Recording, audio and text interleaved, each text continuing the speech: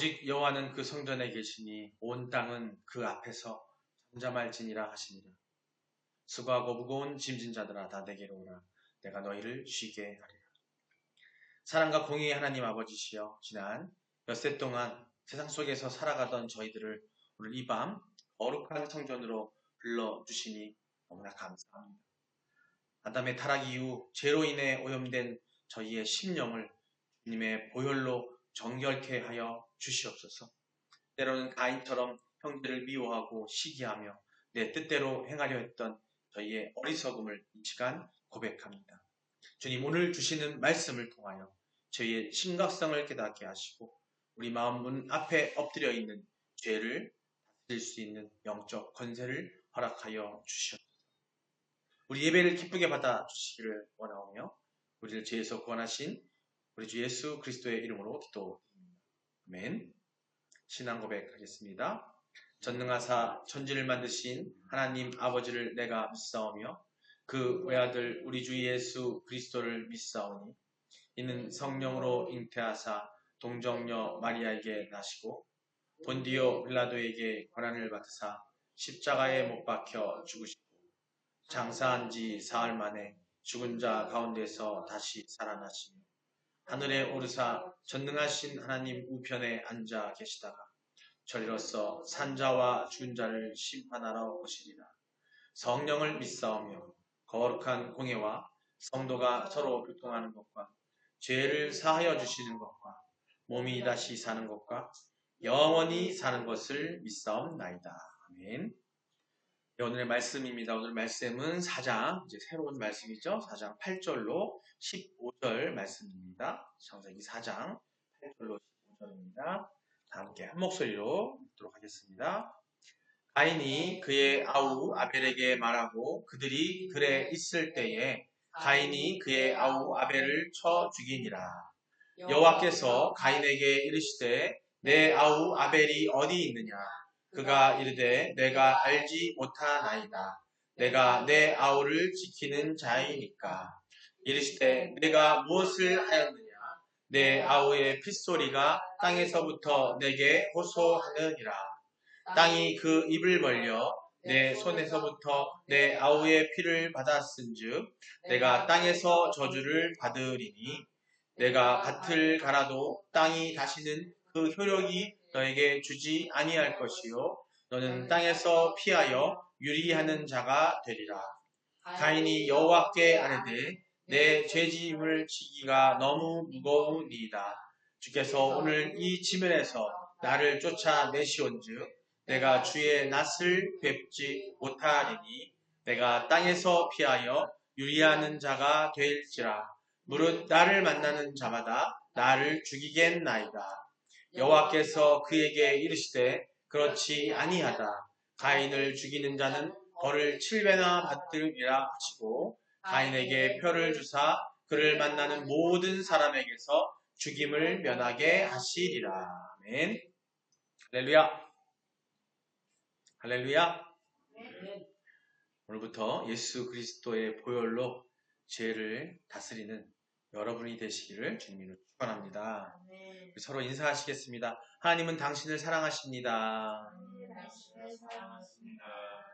예수님이 당신과 함께 계십니다. 성령님이 당신을 진리로 이끌어 주십니다.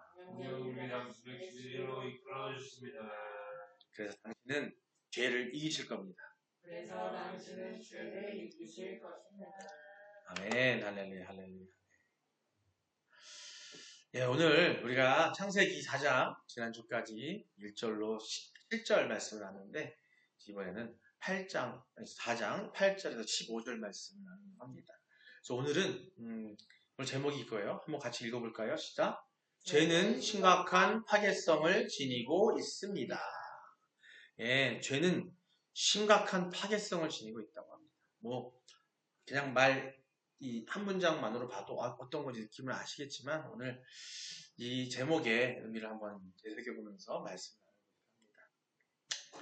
우리 사랑하는 성도 여러분, 아담의 범죄 이후에 인간의 마음에는 뭐가 생겼어요? 시기심이라는 무서운 감정이 그전에는 없었어. 근데 아담이 범죄한 이후에 시기심이라는 무서운 감정이 자리했어요. 오늘 본문은 바로 이 시기심이 이제 자리 잡고 나서 폭발하는 그런 발생한 그 인류 최초의 살인사건, 뭐 지난 말씀에도 1절로 7절 말씀에서도 이야기 미리 나눴지만은 오늘은 본격적으로 그 살인사건, 인류 최초의 살인사건에 대한 이야기가 나옵니다. 사실 말씀만 읽어보게 되면은 별로 그렇게 무서워 보이지 않아요. 여러분들 TV나 영화, 뭐 드라마를 보다 보면 막 잔인한 폭력 장면, 사람을 죽이는 살인 장면을 볼 때에는 막 잔인하도 느끼잖아요. 근데 이 말씀은 감이 안 와. 근데 중요한 건 뭐냐면 최초의 살인 사건이라는 거예요. 이게 시작이었다는 겁니다. 그것도 누구 사이에? 형제 사이에.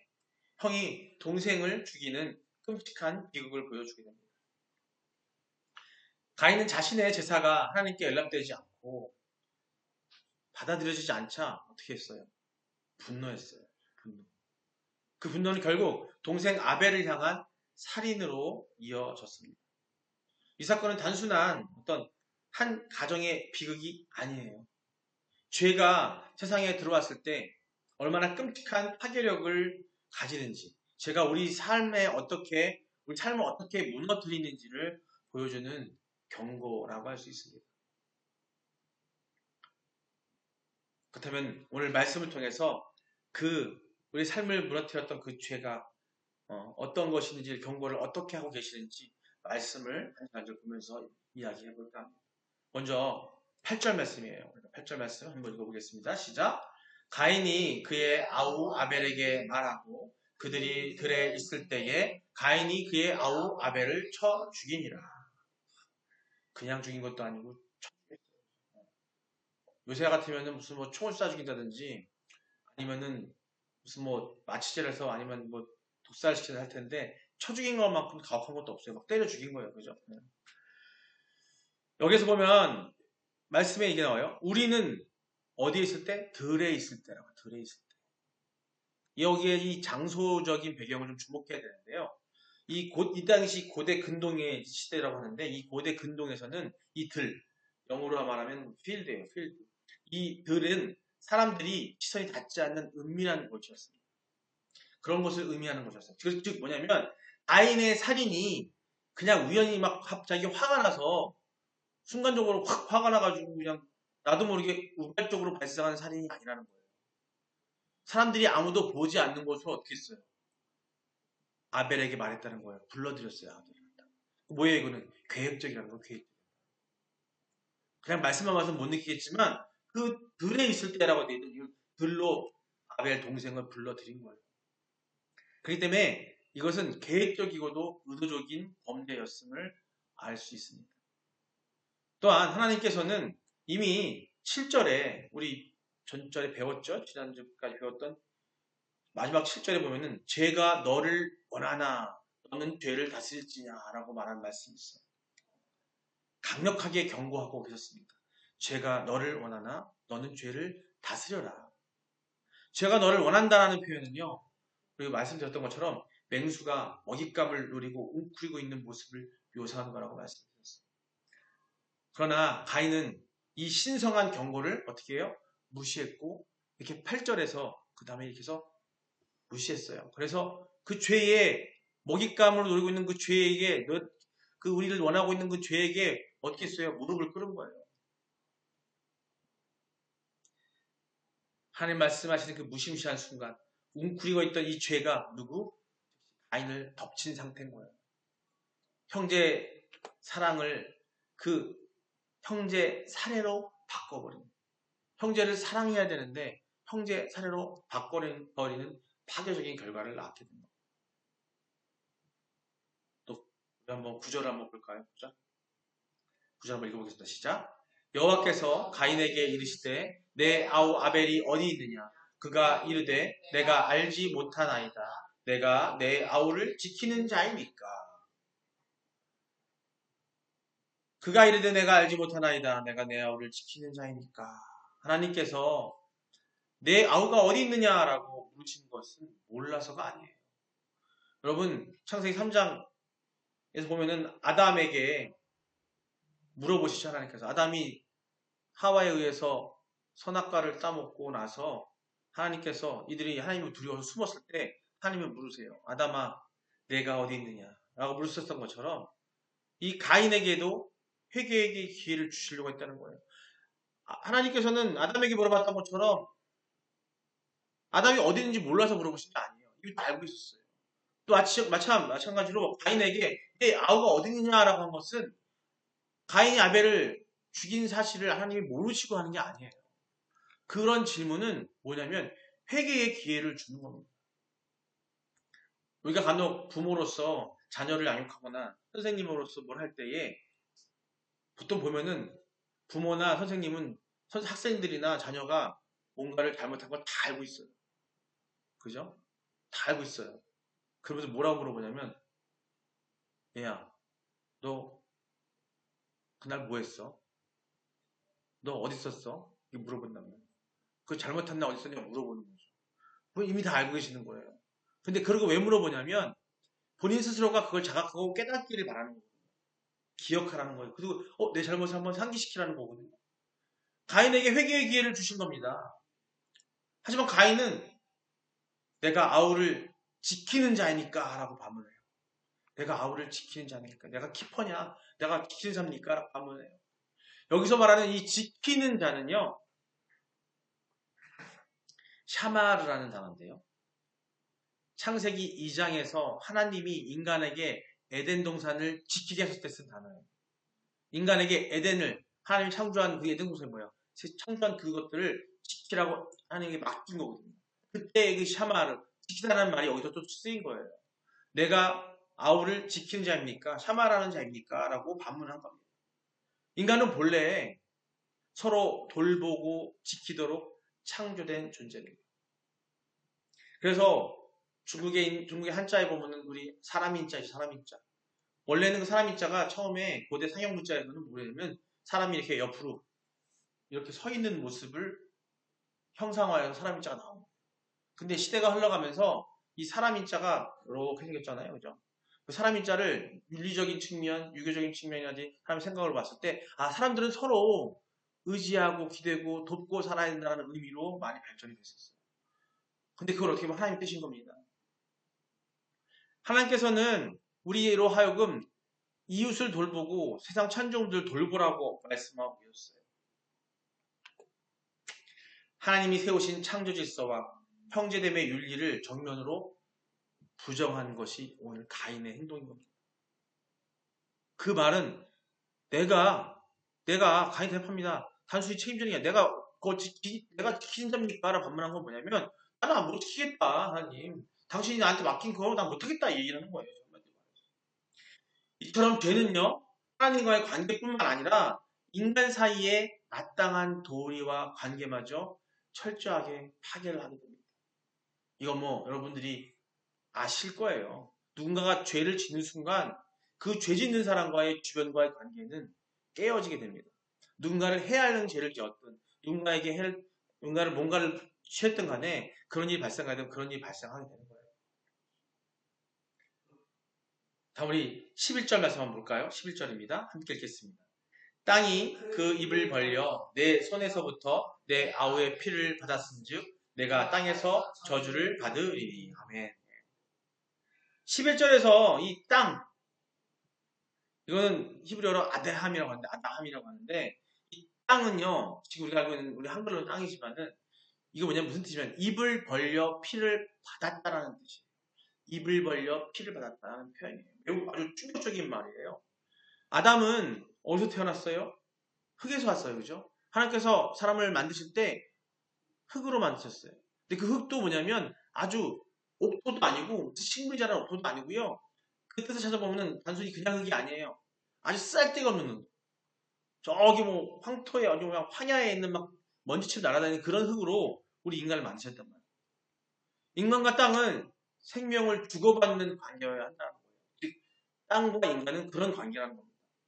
그러나 죄로 인해서 피가 땅에 스며들자 땅은 더 이상 어떻게 가인에게 효력을 주지 않고 그를 거부하는 일이 발생합니다.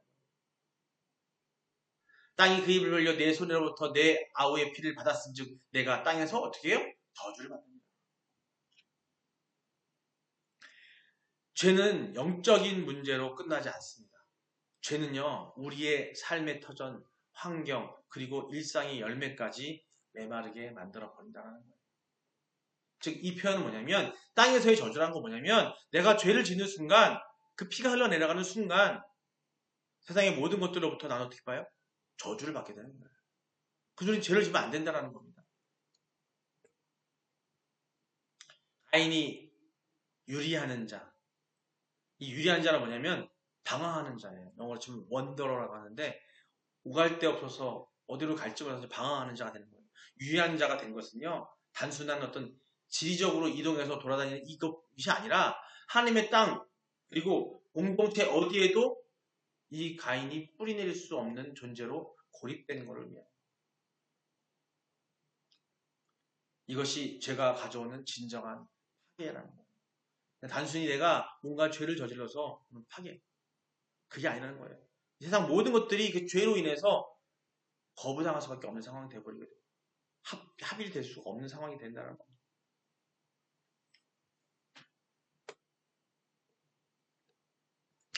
성도 여러분, 가인의 이야기는요, 남의 이야기가 아니에요. 우리들 안에, 저를 비롯해 여러분들 안에도 시기, 질투, 미움이라는 아주 작은 불씨가 있습니다. 누구도 부인할 수 없는 불씨가 있어요. 없는 사람이 없어요. 성경은 다른 구절들을 통해서 이 죄의 파괴성을 다시 한번 확증합니다. 오늘 죄는 심각한 파괴성 갖고 있다고 했잖아요. 그걸 오늘은 확인하는 날이에요. 죄가 얼마나 파괴성이 강한지를 우리가 깨달아야 더 이상의 죄를 짓지 않을 수 있기 때문에 오늘은 그 시간인 겁니다. 성경에 오늘 본문 말고 다른 구절을 통해서 이 죄의 파괴성을 다시 한번 확증하길 원합니다. 먼저 시편 37편 38절입니다. 함께 읽어보겠습니다. 범죄자들은 함께 멸망하리니 악인의 미래는 끊어질 것이나. 아멘. 여기서 말하는 범죄자는요, 히브리어로 어떤 경계를 넘는 자를 얘기해요. 여기서 범죄자는요, 우리가 뭐 한글 뜻으로 범죄자가 뭔지는 아시잖아요. 하지만은 그 뭐냐면 어떤 경계를 넘는 자를 말합니다. 즉, 그 경계가 뭐겠어요? 하나님의 법이라는 안전한 경계를 넘어서는 순간을 말합니다. 그들의 미래, 즉 소망과 후손이 끊어짐을 경고하는 거예요. 여기서 한 가지 말씀드리고 갈게요. 자, 그러면은 세상에 우리는 법이라는 게 존재하잖아요. 그렇죠? 이 대한민국에 법이 있고 미국에도 법이 있고 중국에도 법이 있고 북한에도 법이 있어요. 세상에는 법이 있어요. 인간들이 만들어 놓은 법이 있단 말이에요. 그러면은 그 법과 하나님이 말씀하시는 경계선, 하나님의 법은 무슨 차이가 있습니까? 우리는요, 말씀에 하나님께서는 이 세상을 지도하고 움직이고 나게 지도자를 세우십니다. 왕을 세우신다고 했어요. 그래서 그들 가운데 약속 가운데 생긴 이 법 또한 하나님의 공의, 하나님의 뜻 안에서 만들어진 법이기 때문에 그것이 왜 만들어졌냐? 적어도 하나님의 공의, 하나님의 뜻하신 것에 죄를 짓지 않게 하는 어떤 약간의 최소한의 잠금장치를 하나님께서 마련해 놓으신 거예요. 물론 완벽하진 않지만 그래도 만들어 놓은 거기 때문에 세상은 어떤 분들이 이래요. 나는 하나님 말씀만 지키면 되니까 세상법 안 지켜도 돼. 그거 아니에요. 어떤 분 나는 하나님 말씀대로 살고 있기 때문에 세상 법은 안 지켜도 된다고 하는 분이 계시다니까. 그거 아니에요. 세상법은 그 자체로 하나님의 공의 안에 만들어진 법이기 때문에 우리는 그 법을 지켜야 되는 거예요. 그래서 거듭 말씀드리지만은 범죄자들, 세상에 말하는 범죄자들은 하나님이 말씀하시는 범죄자들을 다 안에 포함되고 있는 겁니다. 근데 일단 먼저 우리는 우리 사회 안에서 짓지 말아야 할 규율과 규칙들을 우리가 지켜나가야 되는 거예요. 그리고 더 나아가서 하나님의 말씀, 그 뜻, 하나님의 생각과 그 뜻대로 살아가는 것이 법을 지키는 건데 그 경계선이 뭐냐면 하나님의 그 말씀과 그 뜻을 넘어서는 거예요. 그렇게 되면 어떻게 된다고요? 우리의 소망과 그 뒤에 이어질 후손들이 끊긴다라는 얘기를 하고 있는 겁니다. 다음 에스겔 18장 20절입니다. 함께 읽겠습니다. 범죄하는 그 영혼은 죽을지라. 아멘. 더 긴 말이 되어 있지만 앞부분만 말씀드리겠습니다. 범죄하는 그 영혼은 죽을지라. 이 말씀은요, 개인적 책임을 강조하고 있는 겁니다.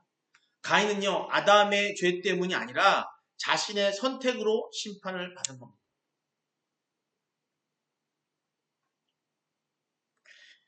아담의 죄가 왔지만 결국에는 자신의 선택이었다는 거죠. 우리는 죄성이 있어요. 하지만 우리는 그 죄를 짓지 않을 수 있는 선택, 자유의지를 하나님께 주셨는데 우리는 어떻게 해요? 선택을.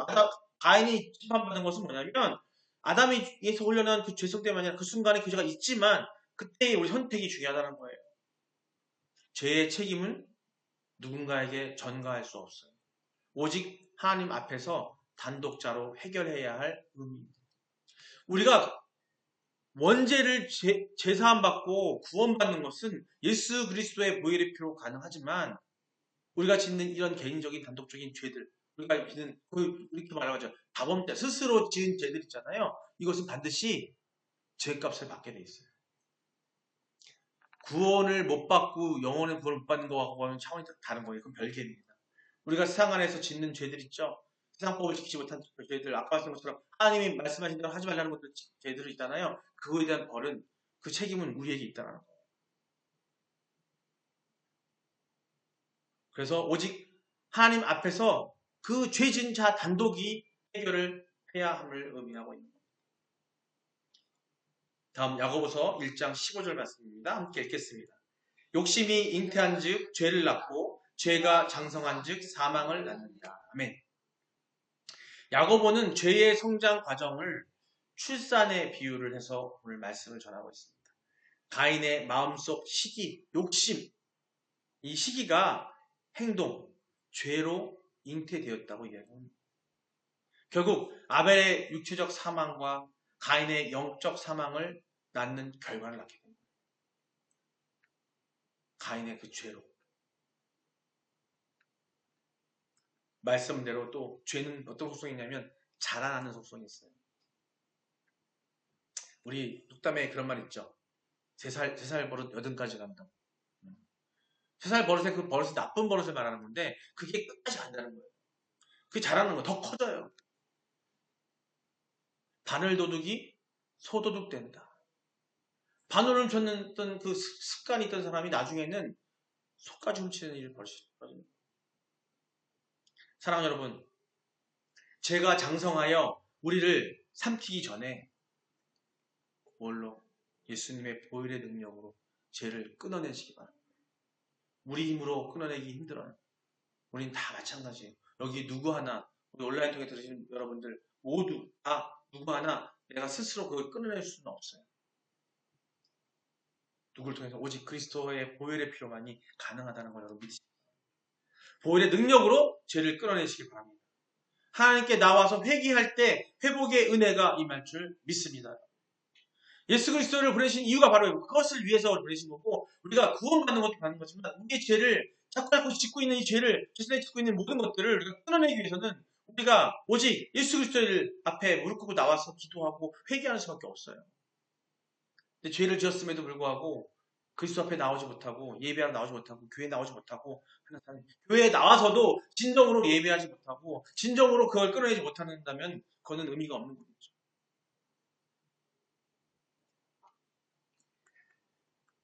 하나님 앞에 나와서 우리가 진정으로 회개할 때에 회복의 은혜가 임할 줄 믿으시기 바랍니다. 예, 오늘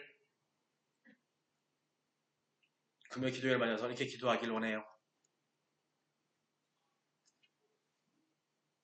우리 마음 문 앞에 웅크리고 있는 죄를 이 시간 예수의 이름으로 끊어내야 합니다.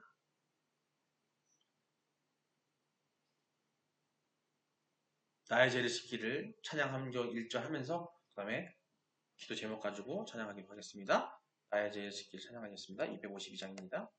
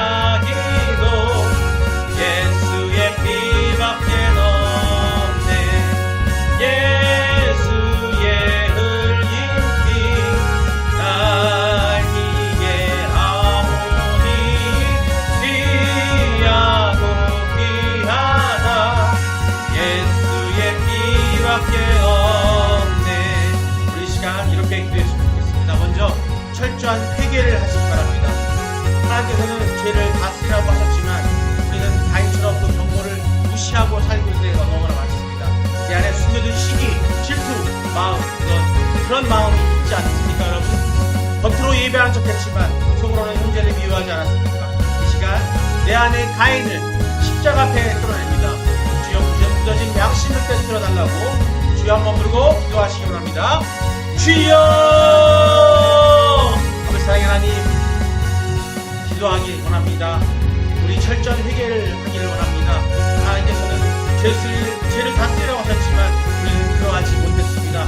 매 순간순간 과거에도 지금도 앞으로도 그럴 수 있는 우리는 어리석음을 갖고 있습니다. 하나님께서 주신 가인에게 줬던 그 경고를 무시하는 삶을 우리는 살아왔습니다. 아버지 시간 회개하오니 아버지와 예수 부인을 깨끗이 씻어주셨고 내 안에 숨겨둔 그 시기, 질투, 미움이 있지만 그것들을 다 부셔버릴 수 있는 그런 믿음을 허락하여 주시옵소서. 나에게 그 강건함을 허락해 주셨고 아버지와 성령의 부림받아서 나아가는 내가 되게 하여 주옵소서. 겉으로는 예배한 척했지만 속으로는 형제를 미워하지 않았는지, 겉으로는 하나님을 부르는 척했지만 속으로는 엉뚱한 생각을 하는지, 죄만 생각하는지 아버지 그 시간 아버지 회개하오니 받아 주시옵소서. 이 시간 내 안에 있는 가인을 십자가 앞에 끌어올립니다. 주여 그 양심을 깨뜨려 주셨소서. 아버지시여 나의 양심을 깨뜨려 주시고 부전 깨뜨려 주셨고 성령 충만함으로 살게 하여 주셨소서. 아버지 감사합니다. 두 번째로 기도드립니다. 우리가 관계 회복을 위해 기도하기 원합니다. 이런 가정과 교회를 위해 기도하시기 원합니다. 가인은 내 아우를 지키는 자이니까라고 뻔뻔하게 내들었습니다. 주님, 우리는 서로를 지키는 자가 되어야 합니다. 나의 무관심으로 가정이 병들고 성도 간의 사랑이 쉽지 않은지 생각해 보시기 바랍니다. 가정과 교회 안에 있는 분들과 그 미움의 영은 다 떠나가게 해달라고 기도하시기 바랍니다. 관계를 파괴하는 죄의 세력을 막아달라고 또 우리 같이 주여 삼창으로 기도하시겠습니다. 주여! 주여! 주여! 아버지 사랑의 하나님, 우리 가정과 교회를 위해 기도합니다. 우리 가정과 교회 안에 있는 모든 사람들, 다른 믿음 모든 사람들이 가인과 같은 그런 마음을 갖고 있지 않습니까? 가인은 내가 아우를 지키는 자니까라고 뻔뻔하게 되었습니다. 우리는 서로를 지키는 자가 되어야 합니다. 서로가 서로 사랑하고 서로를 사랑하고 서로의 죄를 용서할 수 있는 또 그들에게 관심을 갖는 내가 되게 하시옵소서. 나의 무관심으로 가정이 병들고 성도 간의 사랑이 쉽지는 않은지 아버지여 고백합니다.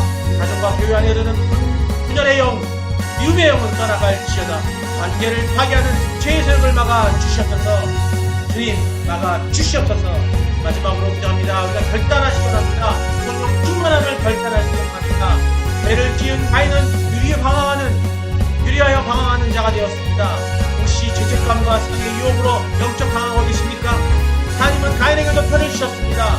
그러며 예수의 피로 쏟아신 우리이겠습니까? 더 이상 방황은 없다라는 그런 것을 여러분 시간 선포하시기 바랍니다. 이제 더 이상 죄로서 방황하는 나는 되지 않겠다라고 선포하시기 바랍니다. 성령님, 죄가 나를 넘보지 못하도록 성령의 불로 우리를 가르쳐달라고 기도하시기 바랍니다.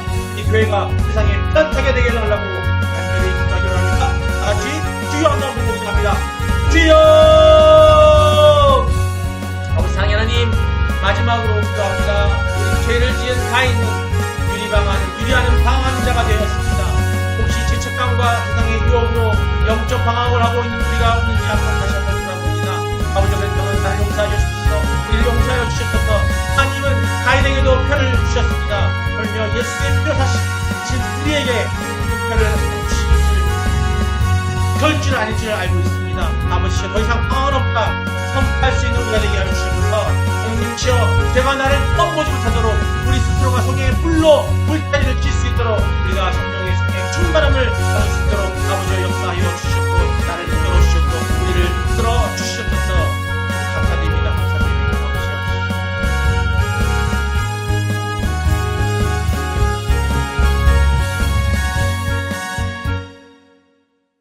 상한 갈대를 꺾지 아니하시며 꺼져가는 등불도 끄지 아니하시는 우리 사랑의 하나님 아버지시여, 오늘 이 금요일밤 세상의 짐과 죄의 멍에를 메고 지쳐있던 저희를 기도의 자리로 불러주셔서 너무나 감사합니다. 지난 한 시간 우리가 눈물로 쏟아놓은 간구와 회개의 고백을 주님께서 흠양하실 줄 믿습니다. 주님, 오늘 우리는 말씀을 통해 우리 내면 깊숙이 숨어있는 가인의 모습을 또 보고 또 깨달았습니다. 하나님께서 그토록 경고하셨음에도 불구하고 내 감정을 앞세우며 죄의 소원에 굴복했던 죄의 그 유혹에 굴복했던 지난날을 이 시간 우리 십자가 앞에 내려놓았습니다. 내가 내 아우를 지키는 자이니까 라고 반문하던 그 가인처럼 하는 것이 아니라 사랑해야 할 가족과 이웃에게 무관심했고 또 때로는 시기와 질투의 칼날을 겨누었던 우리의 차가운 가슴을, 이 어리석은 가슴을, 마음을 용서하여 주시옵소서. 하지만 하나님, 가인은 죄로 인해 땅에서 유리한 자가 되었으나 우리는 예수 그리스도의 보혈로 인하여서 다시금 하나님 품으로 돌아가기를 원합니다. 이 시간 주님 앞에 자복한 모든 죄가 흰 눈처럼 깨끗하게 씻겨졌음을 우리는 믿습니다. 더 이상 정죄함이 없나니 우리를 짓누르던 죄책감의 사슬을 끊어지고 참된 자유가 이 말씀을 선포합니다. 간절히 바라오니 하나님이여 우리를 붙들어 주시옵소서. 예배당 문을 나서는 세상으로 돌아갈 때 또다시 죄가 문 앞에 엎드려 우리를 노릴 것입니다. 그때마다 우리 오늘 주신 말씀을 기억하게 하여 주시고 성령의 능력으로 죄를 다스리게 하여 주시옵소서. 미움이 있는 곳에 사랑을, 분열이 있는 곳에 화평을, 또 형제를 지키는 자로서 우리가 살아갈 수 있게 하여 주시옵소서. 우리 봄내 꿈의 교회 또 온라인 파라데우스 교회를 축복하여 주시고 이 시대에 상처있고 유리하는 영혼들이 찾아와 쉼을 없는 우리 교회가 도피 성이 되게 하여 주시옵소서. 우리의 가정이 주님의 은혜로 단단히 세워지는 에덴의 축복을 누리게 하여 주시옵소서. 밤이 깊었습니다. 사랑하는 성도들이 각자의 주소로 돌아가는 발걸음을 지켜주시고 잠자리에 들 때 주님이 주시는 세상이 알 수 없는 평안으로 덮어 주시옵소서. 우리를 죄와 사망에서 법에서 해방하신 우리 주 예수 그리스도의 이름으로 기도드립니다. 아멘. 기도문으로 일어나시도록 하겠습니다. 하늘에 계신 우리 아버지여, 이름이 거룩히 여김을 받으시오며 나라의 마옵시며 뜻이 하늘에서 이룬 것 같이 땅에서도 이루어지이다. 오늘날 우리에게 일용할 양식을 주셨고 죄 지은 자를 사하여 준 것 같이 우리의 죄를 사하여 주셨고 우리를 시험에 들게 하지 마시옵고 다만 악에서 구하옵소서. 되게 나라와 권세와 영광이 아버지께 영원히 있사옵나이다. 아멘.